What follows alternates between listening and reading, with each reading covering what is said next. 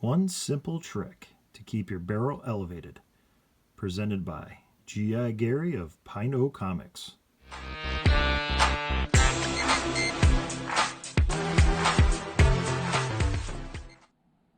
So Falcon's crew is having a problem with the main cannon elevating on his Night Force Night Blaster, and he has no choice but to have Sneak Peek call in to have help to get the machine fixed and ready to roll for the next mission. Normally there is a ratcheting action for the main cannon, so this will lock into places along its elevation.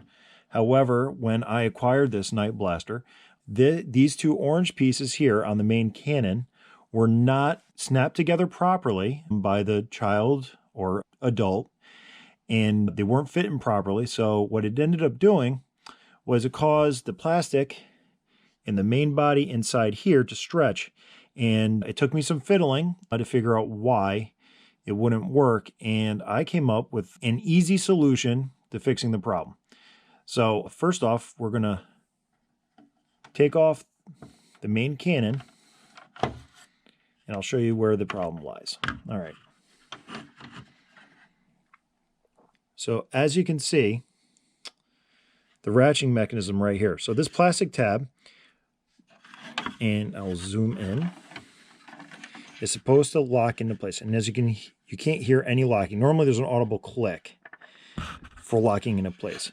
However, I found when going, like I said, playing with it, like I said, the feet tend to come off too. But when you squeeze this, so I squeeze this, and then hopefully you can pick that up. You can hear click, click, click, click, click, click, click. So it's nice, it's steady, and it holds in place. And if you're like, oh, just... So what I found, what I was doing was as I was troubleshooting it, so I would try to apply pressure right here, and it would lock, but it wasn't the true cause. It was actually the fact that this was spread out over the course of 30 years. So I had to come up with a solution that was, in my opinion, not permanent to the toy, but still made the toy serve its purpose. I created this aluminum bracket. I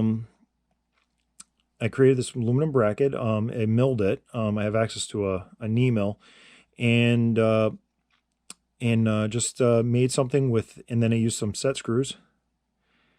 And yeah, I used some set screws. And if you can see, they're flat point, actually called a dog point in this case. They're extended with a flat.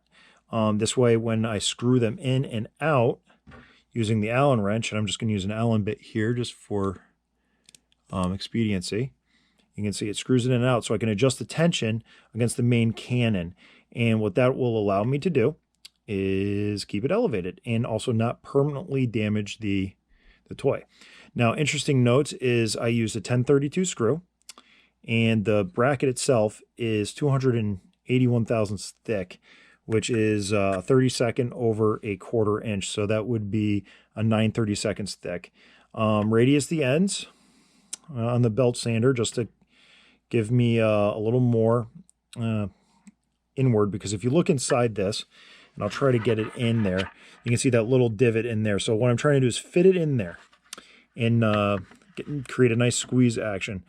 The distance from here to here is 1.67 inches, which is just a little under 1 inch and 13/16.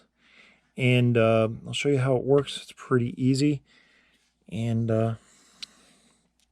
it's pretty good. So I'll just screw the set screws out, so they're under flush. And what I'm going to do is just put one, because one of them is actually kind of hard to get at inside. Just keep a little bit out, just a little bit. I'm just turning out just a little bit, feeling it to be just a little protruding, like so. The other one's flat, so I'm going to take the foot out, and then I'm going to push it in. And as you can see, it's tight fit. It's because I want it to be a tight fit.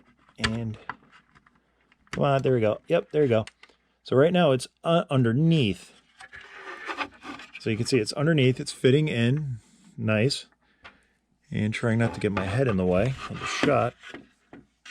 But now I'm just going to go in with the other Allen, other side. As you can see, just put it in, and I'm just turning it with my thumbs. Doesn't need a lot of pressure, it just needs enough to hold the gun in place. And like I said, I'm using a flat point. Oh boy, this is tight. And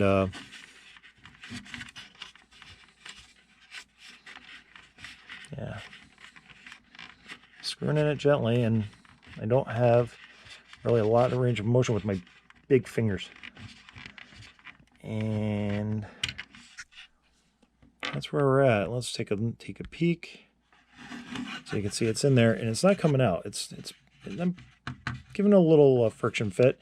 I mean, it could pull out if I pulled really hard, but I don't want to do that. I want it to stay in there. So I'm going to extend the feet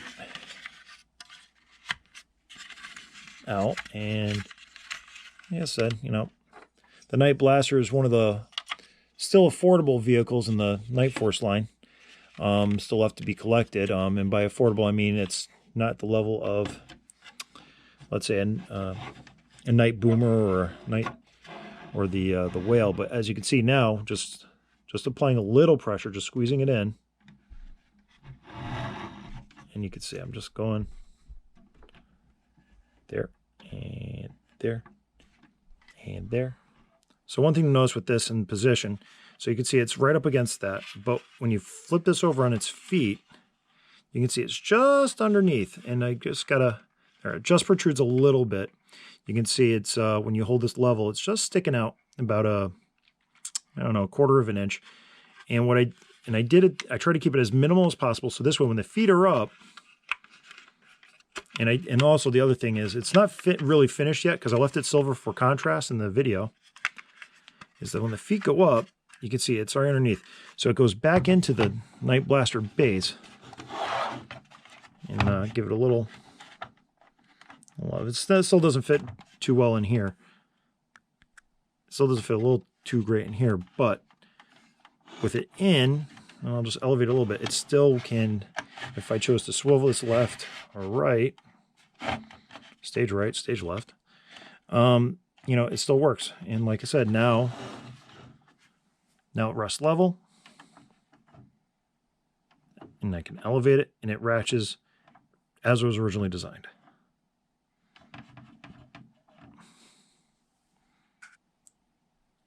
Overall, I'm happy to get the Night Force Night Blaster back into fighting shape with a little ingenuity and a little fabrication, while not permanently altering the vehicle. And it looks great, and I can't wait to dive into it more at a later time.